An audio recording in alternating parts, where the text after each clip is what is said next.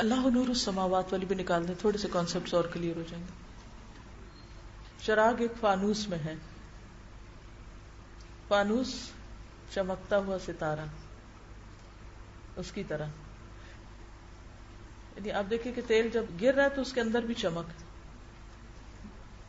دل کے اندر ایمان ہوتا ہے، تو چراغ جو ہے وہ دراصل ایمان ہے، اور دل جو آپ کا ہے وہ زجاج ہے، اس کو پروٹیکٹ کر رہا ہے. دل کنٹینر کی طرح ہے، اور دل جتنا صاف ہوگا، جتنا روشن ہوگا، اتنا ہی نور پھر ریفلیکٹ کرے گا.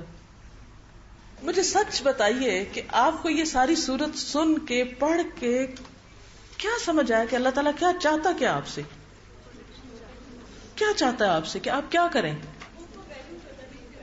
خود کو ویلیو کریں، اور ہم اپنے آپ کو پروٹیکٹ کریں، پاکیزگی اختیار کریں. یعنی کہ ایک عورت جو ہے وہ مردوں کے جذبات میں تلاطم برپا نہ کرے اپنے کسی بھی رویے سے، اور ہم ایک مضبوط اسلامی خاندانی نظام قائم کر سکیں تاکہ ایک پختگی ہوگی کردار میں، اخلاق میں. بہت سے فتنوں سے انسان محفوظ ہوگا، تو جو آئندہ نسل ہے وہ بہتر طور پہ پروان چڑھ سکے گی. اور جہاں فتنے فساد کا ڈر ہو، اپنے آپ کو وہاں سے بچا کے رکھیں، اپنی حفاظت کریں، اپنے مقام کو جانیں، اور اللہ تعالیٰ کی قائم کی ہوئی لمٹس اور حدود جو ہیں ان کا خیال رکھیں. پوری صورت اکٹھے دکھانے کا مقصد یہی تھا کہ مزاج سمجھ آئے اسلام کا، کہ اسلام چاہتا کیا ہے ہم سے. آپ کسی کا بھی فتویٰ نہ لیں، کسی سے بھی کچھ نہ پوچھیں، آپ اپنے دل سے پوچھیں کہ پوری صورت میں جو کچھ آپ نے پڑھا ہے، اس کے بعد آپ کیا سمجھتی ہیں کہ آپ کو مختلف مواقع پر کس طرح بہیو کرنا چاہیے. اس میں جو موٹی موٹی باتیں ہیں اس میں آپ دیکھیے کہ سب سے پہلے اللہ تعالیٰ نے سورت کے بارے میں بتا دیا کہ یہ سورت ہم نے فرض کی ہے. پھر اس کے فوراً بعد جو حکم دیا گیا وہ ہے زانی مرد اور عورت دونوں کو کوڑے لگانے کا. کسی کو بھی مارا کب جاتا ہے، کب مار پڑتی؟ جب وہ کوئی انتہائی غلط کام کرتا ہے. گویا اسلام کی نظر میں زنا جو ہے ایک بہت بڑا جرم ہے، ایک غلط کام ہے، جس کو صرف زبانی نصیحت سے نہیں بلکہ پٹائی کے ذریعے روکا جا رہا ہے. پھر اس کے بعد آپ دیکھیے کہ صرف زنا کی سزا نہیں بتائی گئی، یہ بھی بتایا گیا کہ اگر کوئی کسی پر ایسا الزام لگائے گا تو اس کی بھی پٹائی ہوگی. اس سے کیا بات پتہ چلتی ہے کہ صرف زنا ہی نہیں برا، زنا کی باتیں، زنا کا تذکرہ، زنا کی کہانیاں، سکینڈلز، ایسی سوچیں، ایسے خیالات بھی معاشرے میں پروموٹ کرنا جرم ہے. کوئی کسی پہ بات نہ اٹھائے، کوئی کسی کی عزت پہ حرف نہ اٹھائے. کیا فیل ہوتا ہے، کیا محسوس ہوتا ہے، کیا نہیں چاہیے؟ ان باتوں سے پاک معاشرہ چاہیے.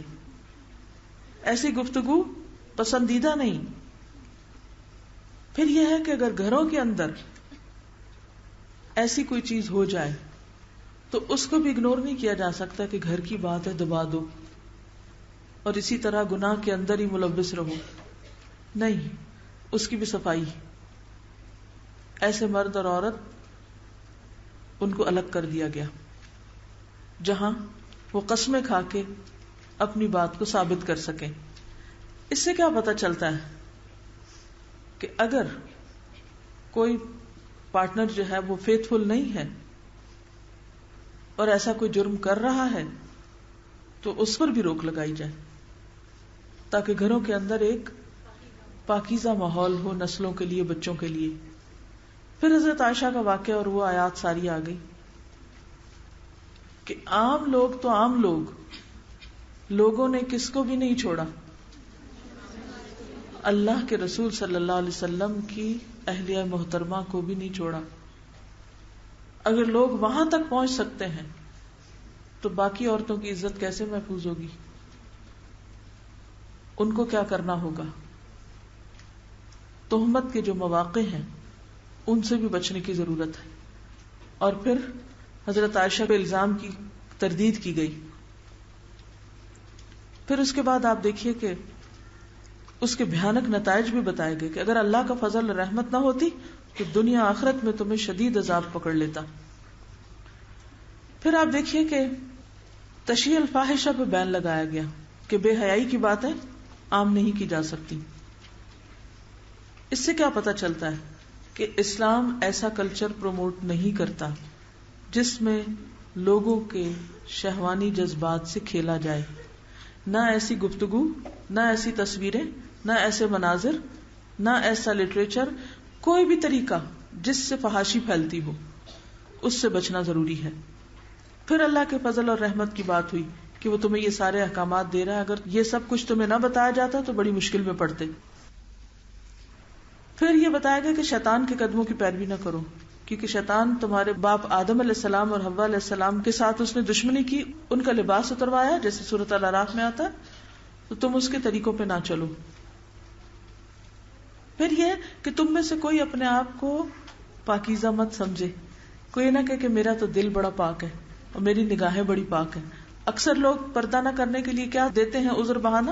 ہماری نیت بڑی صاف. تمہیں ہماری نیت پہ شک ہے؟ نیت بڑی صاف ہے، نظریں پاک ہونی چاہیے، دل پاک ہونا چاہیے. دل کی پاکی کی باتیں مت کرو. کوئی تم میں سے پاک نہیں ہو سکتا جب تک کہ اللہ پاک نہ کرے. کوئی اپنے لیے دعویٰ نہیں کر سکتا کہ میں بڑا پاک ہوں.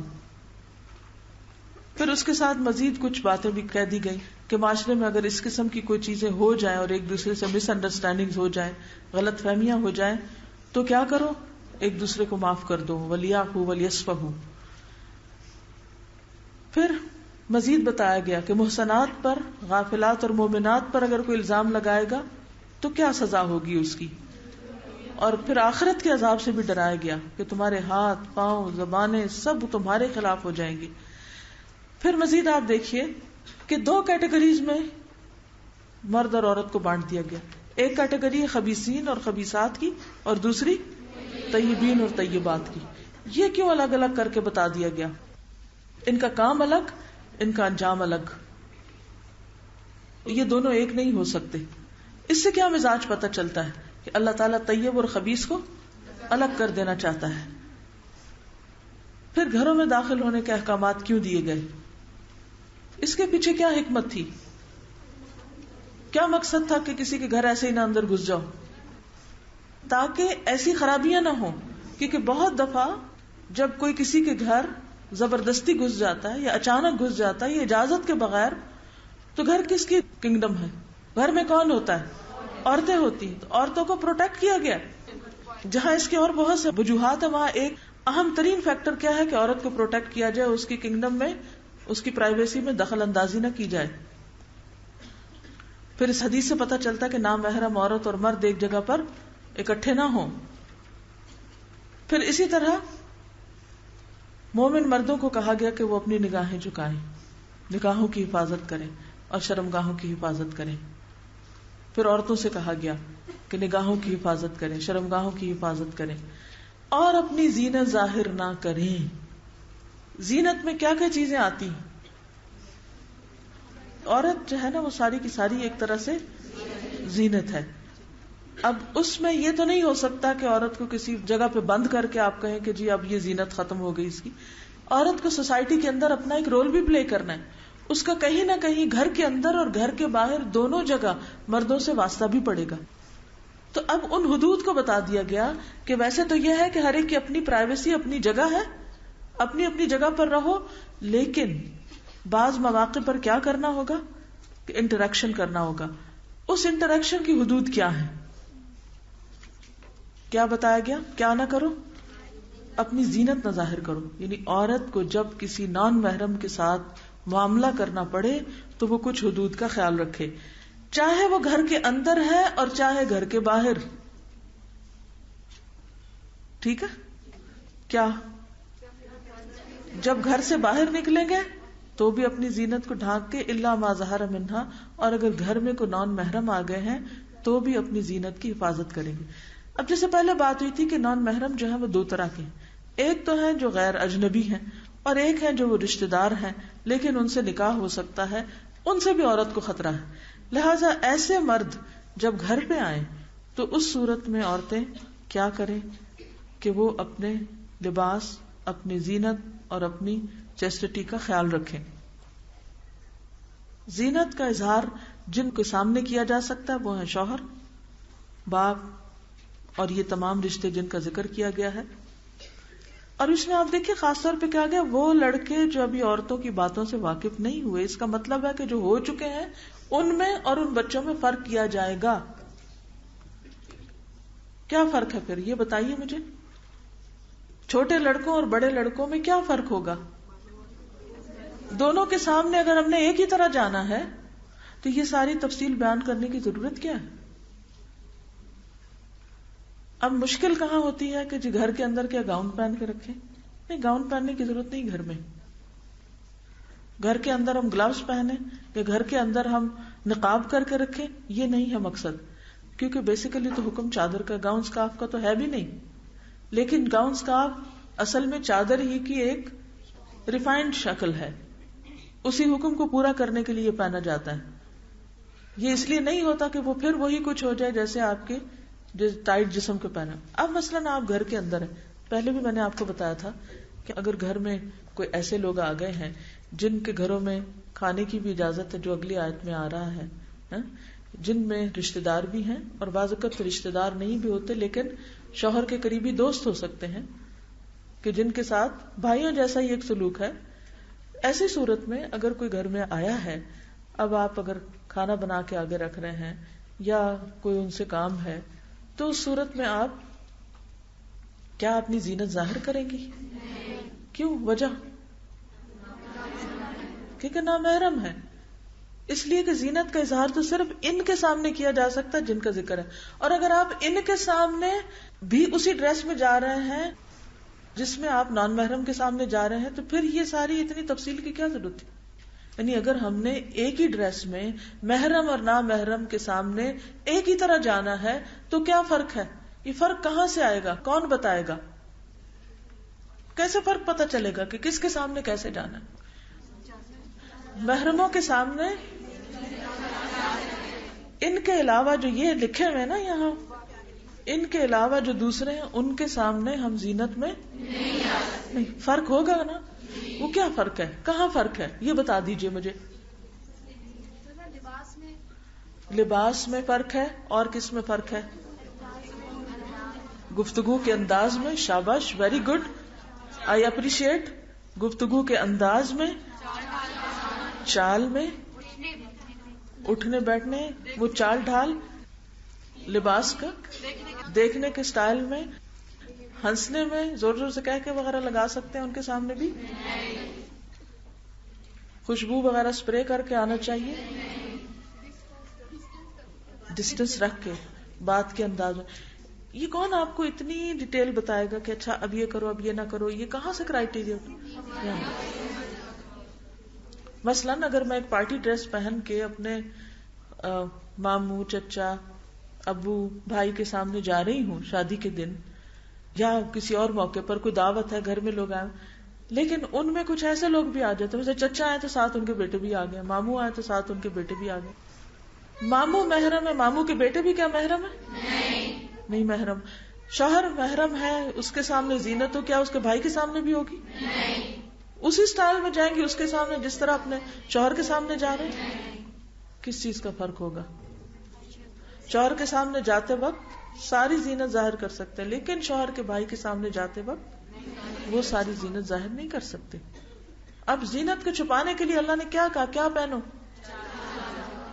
سورۃ الاحزاب میں آتا ہے چادر پہنو، یہاں آتا ہے خمار پہنو. خمار کہتے ہیں سر کے کپڑے کو. سر کا یہ جو کپڑا ہے یہ کس کے اوپر آتا ہے؟ سینے کا، خاص طور پہ سینے تک آنا چاہیے، سینہ ڈھکا ہوا ہونا چاہیے. جب سینہ ڈھکتا ہے تو کندھے باہر ہونے چاہیے؟ گردن باہر ہونی چاہیے؟ کان باہر ہونے چاہیے؟ بال کھول دینے چاہیے کہ نہیں؟ سینہ ڈھکنے کا حکم ہے. وہی کپڑا ہی خمار ہے جو سر کا کپڑا ہوتا ہے. کیا یہ کہا جا رہا ہے کہ قمیص پہن کے سینہ ڈھک لو؟ یہ کہا گیا؟ کیا کہا گیا؟ دوپٹہ پہن کے سینہ ڈھکو. سر کے کپڑے سے سینہ ڈھکو، یعنی سر کا کپڑا صرف سر پہ نہ ہو، صرف کیپ پہن کے نہیں نکل جاؤ. خمار پہنو، اور خمار کیسا ہو؟ جس سے سینہ ڈھکے. لیکن بعض اوقات آپ نے دیکھا ہوگا کہ سینہ ڈھک کے بھی کچھ نہ کچھ نظر آ رہا تھا. یہ ما ظہر منہا میں آ جاتا ہے. اب آپ دیکھیے کہ کون سے دوپٹے سے اپنے آپ کو ڈھکو؟ گوٹے کنارے والے؟ وائی؟ گوٹا زینت ہے یا نہیں؟ ستارے؟ کوئی دلیل یاد ہے آپ کو ستاروں کی؟ آسمان کو اللہ نے سجایا ہے ستاروں کے ساتھ.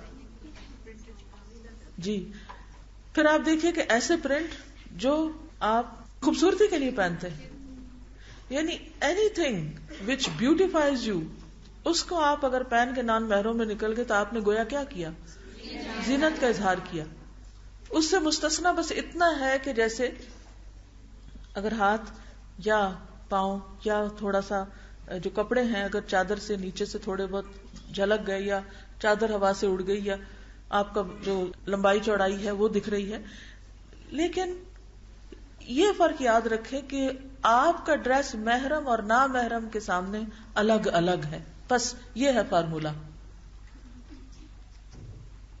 محرم اور نامحرم کے سامنے آپ نے ڈفرینٹلی بہیو کرنا ہے، ڈفرینٹلی ڈریس اپ ہونا ہے، ڈفرینٹلی اپنا لباس رکھنا ہے.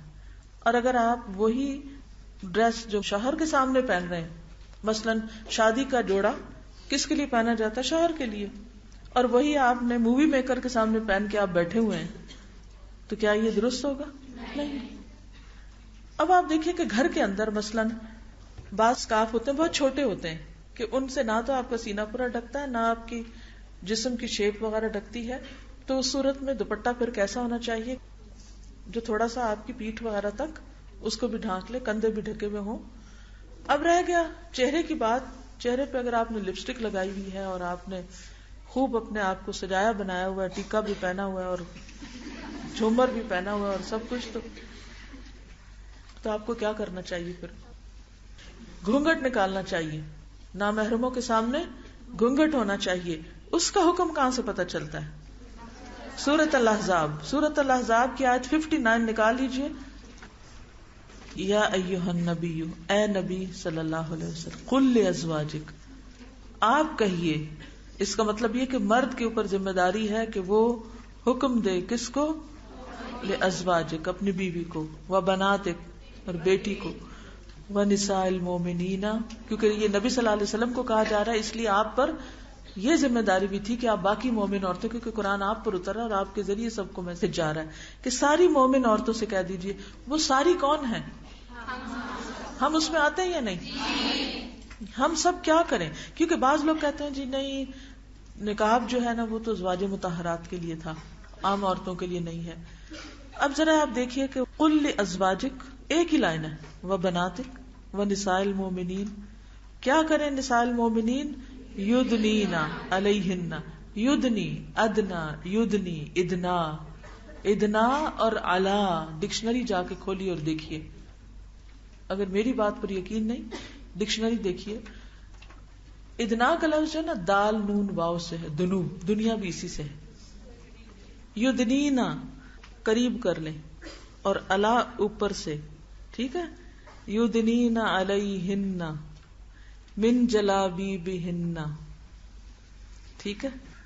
یہ ہے یدنین علیہن من جلابیبہن. مجھے کبھی سمجھ نہیں آئی کہ لوگوں کو یہ آیت کیوں نہیں سمجھ آتی. کیا وہ سمجھنا نہیں چاہتے؟ اصل بات یہ ہے فلاں امام یہ کہتے ہیں، فلاں اسکالر یہ کہتے ہیں، فلاں یہ کہتا ہے، فلاں یہ کہتا ہے. نہیں سمجھ آتی؟ 7 دفعہ اس آیت کو سمجھ کے پڑھیے، سمجھ آ جائے گی.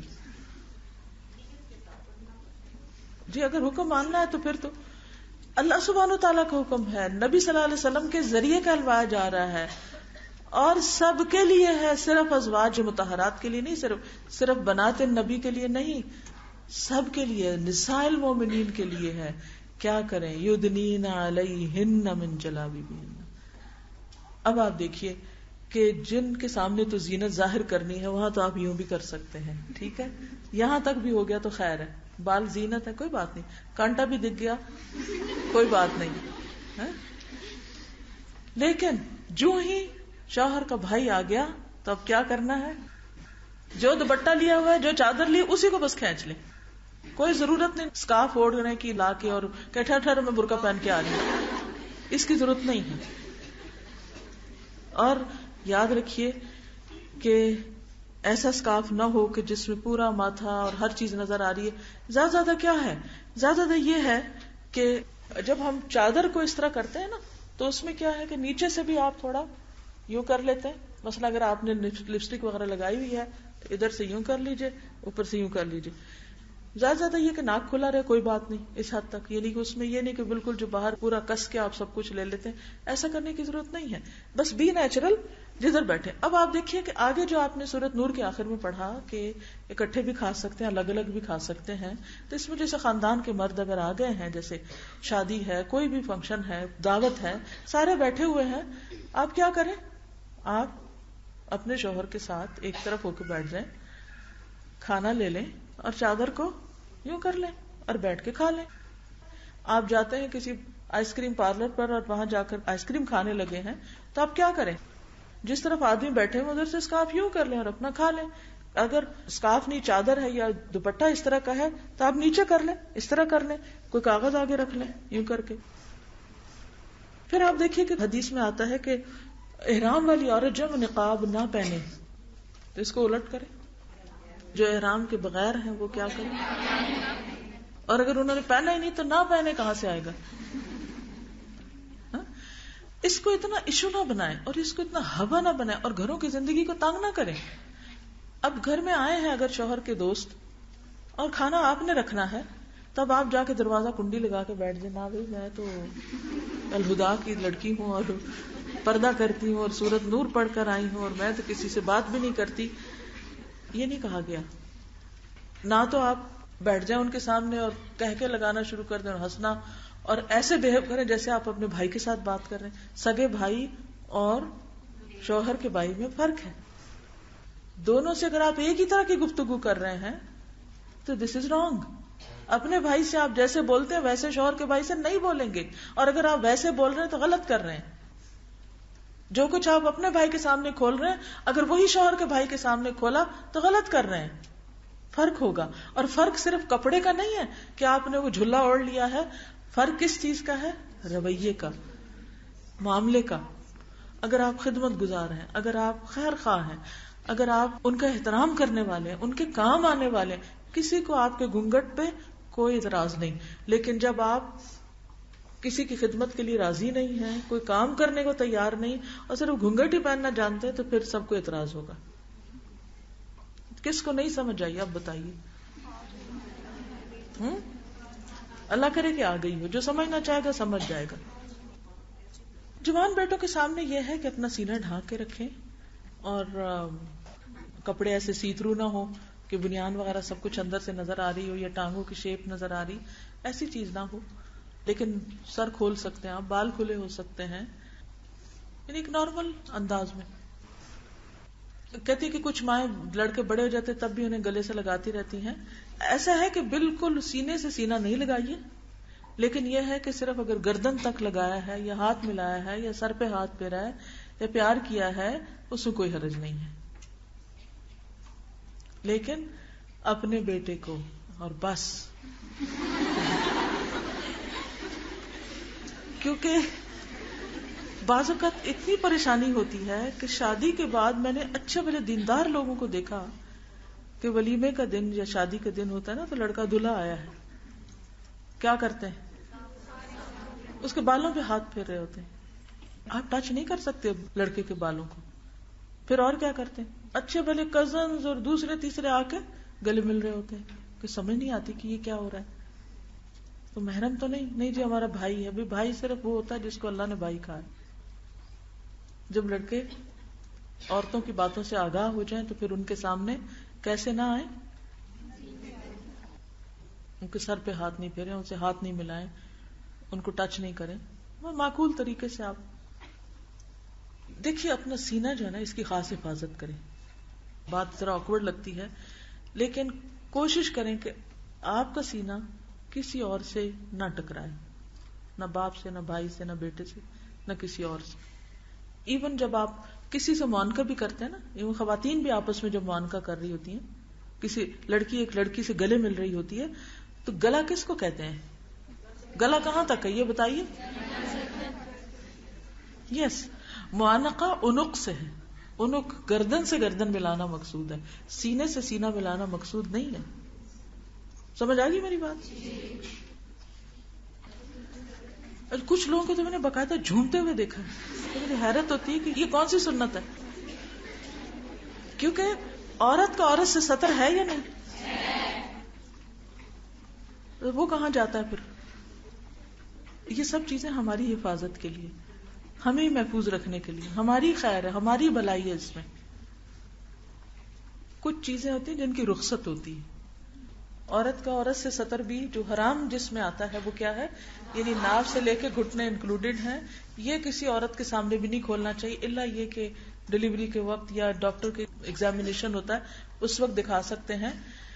باقی حصہ جو ہے وہ اگر کچھ کھل جائے تو اس کی رخصت ہے. رخصت کیا ہے؟ مثلاً آپ بچے کو دودھ پلا رہے ہیں تو آپ نے دیکھا کہ جو ہی بچے بڑے ہوتے ہیں تو وہ دودھ پیتے ہوئے آپ ان کو بند نہیں کر سکتے. وہ کیا کرتے ہیں؟ اگر دوپٹہ بھی اوپر کریں تو کھینچ کے پرے پھینک دیتے ہیں، اور پھر تھوڑے اور بڑے ہوتے تو کھیلنے لگتے ہیں. کہ کبھی دودھ پیتے ہیں باہر کوئی آ جائے تو اس کی آوازیں سنتے ہیں، اور آپ اگر کسی کام میں مصروف ہے تو آپ کا کپڑا ہٹا کے آپ کا سارا پیٹ ننگا کر دیتے ہیں. تو اس میں ایک تو بہت ہمیشہ کوشش کیجیے کہ کوئی بھی چیز جو آپ نے نیچے پہنی ہوئی ہے، شلوار ہے، پینٹ ہے، جو کچھ بھی ہے، اس کو اپنی ناف سے اوپر ہی رکھیں، تاکہ اگر بچے نے ہلایا ہٹایا بھی ہے تو یہ ایریا جو ہے یہ نظر نہ آئے. دوسری بات یہ ہے کہ تھوڑا بہت اگر سینہ نظر آ گیا ہے یا گلا کچھ کھلا نظر آ گیا تو کوئی بات نہیں، مگر عورت کو بھی اپنے جسم کی نمائش عورتوں کے سامنے بھی اس طرح نہیں کرنی چاہیے کہ عورتیں عورتوں پر اٹریکٹ ہونا شروع ہو جائیں اور اس کے نتیجے میں خرابیاں پیدا ہوں. کیونکہ نساء ہنہ کی بات ہے نا، قابل اعتماد عورتیں. اب بعض اوقات آپ اتنے ہجوم میں عورتوں کے، آپ کو کیسے پتا کہ کون کون ان میں سے قابل اعتماد ہے؟ اپنے گھر کی حد تک تو آپ معلوم کر سکتے ہیں، لیکن پبلکلی، پبلک کے اندر آپ کو کیا پتا کہ کون قابل اعتماد اور کون نہیں، اور کون آپ کے جسم کی کہاں جا کر کیا اس کی ڈسکرپشن بیان کرے گا. ٹھیک ہے نا؟ بچے ماں کی خدمت کر سکتے، پاؤں دبا سکتے ہیں، پنڈلیاں دبا سکتے ہیں، جو قابل سطر حصے ہیں ان تک نہ آنے دیں، الا یہ کہ آپ کسی ایسی بیماری میں ہو. آپ کو معلوم ہے کہ بعض اوقات بوڑھے ماں باپ ہو جاتے ہیں، جیسے کہ ایک صحابی تھے، شاید انہوں نے پوچھا تھا کہ ان کی ماں بہت بوڑھی اور ان کے سوا کوئی خیال رکھنے والے نہیں تھا، تو ہو سکتا ہے بعض اوقات اس کو نہلانا بھی پڑے، بعض اوقات کچھ اور بھی کرنا پڑے، دیٹس ایکسیپشنل. لیکن عام حالات میں کیا ہے کہ گھٹنوں سے نیچے نیچے مساج بھی کروا سکتے ہیں، آپ دبا بھی سکتے ہیں سر کو، گردن کو، بازوؤں کو، اس حد تک کوئی حرج نہیں ہے. لیکن ایک بات یاد رکھیے، اللہ نے ہر عورت کے اندر ایک الارم رکھا ہے جو بچ جاتا ہے اگر باپ بھی غلط نظر سے دیکھتا ہے. اگر باپ بھی غلط نظر سے دیکھتا ہے، بھائی دیکھتا ہے، بیٹا دیکھتا ہے، کوئی مرد دیکھتا ہے، اللہ نے عورت کے اندر سینسر لگا دیے، وہ فوراً کھٹکنے لگتا ہے کہ there is something wrong. یہ پھر اللہ آپ سے پوچھے گا. جہاں محسوس ہو کہ there is something wrong، چاہے وہ کوئی مرد ہو یا عورت ہو یا لڑکا ہو یا بیٹا ہو یا کوئی بھی، پھر آپ کی ذمہ داری بن جاتی ہے کہ خطرے کے وقت میں آپ کیا کریں؟ کنارہ کشی کریں. داماد بھی بیٹوں کی طرح ہے بالکل. دیکھیے ایک اور چیز جو سورۃ نور میں تھی، وہ عورتیں جو بڑھاپے میں پہنچ چکی ہوں وہ اپنی زینت ہٹا دیں، اپنے ثیاب کو ہٹا دیں. کیا ہٹا دیں؟ جلباب ہٹا دیں. یہ تو نہیں کہا کہ قمیص ہٹا دیں، یعنی آؤٹر گارمنٹ ہٹا دیں، اندر کی لیئرز نہیں ہٹانی. غیر متبرجات بزینہ، وہاں بھی شرط کیا لگا دی گئی؟ زینت وہ بھی نہیں ظاہر کر سکتی خواہ بوڑھی ہو چکی ہیں. اور آگے کہا وَأَن يَسْتَعْفِفْنَ خَيْرٌ لَهُنَّ، پاکیزگی اختیار کریں. مقصد کیا ہے پردے کا؟ پاک دامنی اختیار کرنا، پاکیزگی اختیار کرنا، اپنے آپ کو بچا کے رکھنا. تو جہاں خطرہ ہو وہاں اپنے آپ کو بچا لیں. اگر آپ اس کو سینٹرل پوائنٹ رکھیں، پہلی آیت کے بعد جو زنا کی بات کی گئی، تو یوں لگتا سارے راستے بند کیے گئے ہیں کہ یہ عورت پروٹیکٹڈ ہو اور اس تک نہ کوئی پہنچے، اس سے پیچھے رہے. کیونکہ عورت ہی خاندان کی ایک بنیاد ہے، اور اگر عورت بگڑ جائے پورا خاندان بگڑ جاتا ہے، پورا معاشرہ بگڑ جاتا ہے، نسلیں برباد ہو جاتی ہیں، اولادیں بگڑ جاتی ہیں، قتل و غارت ہو جاتی. تو اس لیے عورت کو پروٹیکٹ کیا گیا ہے کہ پاکیزہ دل، پاکیزہ سوچے، پاکیزہ گود، پاکیزہ نسلیں. جہاں آپ دیکھیں کہ کوئی غلط حرکت کر رہا ہے پہنچ جائیں وہیں. من رآ منکم منکرا فَلْيُغَيِّرْهُ بِيَدِهِ وَإِن لَّمْ يَسْتَطِعْ فَبِلِسَانِهِ وَإِن لَّمْ يَسْتَطِعْ فَبِقَلْبِهِ. کہیں برائی دیکھیں تو کیا کریں؟ خود جا کے روکے. کیا کر رہے ہو تم لوگ؟ کیونکہ جب لوگوں کو ڈر ہوگا کہ لوگ ہمیں دیکھ رہے ہیں، ساری نظریں، تو لوگ خود ہی باز آ جائیں گے. اللہ تعالیٰ اس کو ہم پر اور روشن کر دے. سبحانک اللہم و بحمدک نشہد ان لا الہ الا انت نستغفرک و نتوب الیک. السلام علیکم و رحمۃ اللہ وبرکاتہ.